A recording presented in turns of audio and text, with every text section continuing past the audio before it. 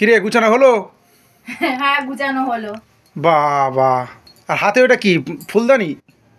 এটা স্টাইল, পরে বেঁধে না এই খোঁপাটা ওইরকম ভাবে পড়েছিস, ভালো লাগছে। না আমি চুল ছাই না। আর ওটা হাতে তো খোঁপা করো, ওটা কবে থেকে স্টাইল হলো? এগুলো হাতেও পরে। তা ঘড়িটা পড়েছিস ঠিক আছে, ভালো লাগছে।